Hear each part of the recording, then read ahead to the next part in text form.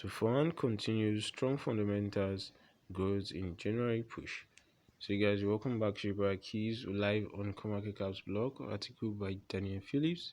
And Akahilz will be checking out the FOAN tokens. So guys, if this is your first time of coming to our YouTube channel, feel free to like, share, subscribe, so you get notified whenever we drop updates. You can also drop out your feedbacks in the comment section. So it says, over the last year, Ethereum has struggled with the most perpetual congestion and high fees, which have made the blockchain all but unusable for smaller transactions. As a result, a number of alternate smart contract platforms have begun muscling in on its territory, including the likes of Binance Smart Chain, Solana, and Terra, each of which has gone from strength to strength in recent months as they grow their market share. But while heavyweights like these have captured most of the attention lately, several other smart contract platforms have been putting in quite the performance behind the scenes and have been gathering significant momentum. So widely known as the FOAN trade, a quartet of blockchains comprised of Phantom, Harmony, Cosmos, and Near Protocol have seen a dramatical uptick in their on-chain activity, wallet counts, dApp ecosystems, and total value locked in recent months. So each of these platforms has a space in percentage terms, Ethereum in at least one of these key metrics. So because of this, many investors now expect that one or more of these platforms will eventually go on to become a major Ethereum competitor.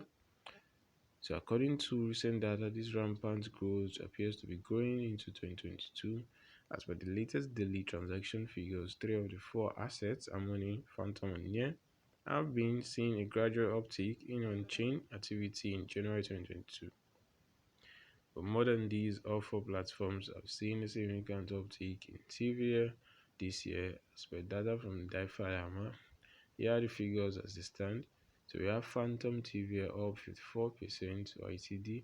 This now sits at $7.57 billion, of which more than half is associated with a multi-chain dApp. We have Harmony 49%, Cosmos TVL 21%, and we have Neo TVL 26%. So that said, while all foreign assets have seen their TVL grow, they all have a rather limited dApp ecosystem and have a single massively successful dApp that dominates the TVL.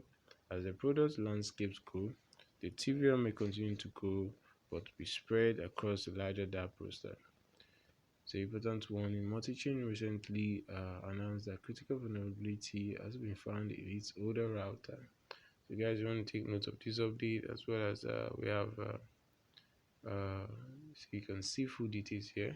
So guys, I will drop in the link in the description so you can get access to this article. Shibaki, feel free to like, share, subscribe. Stay tuned for more, and peace out guys.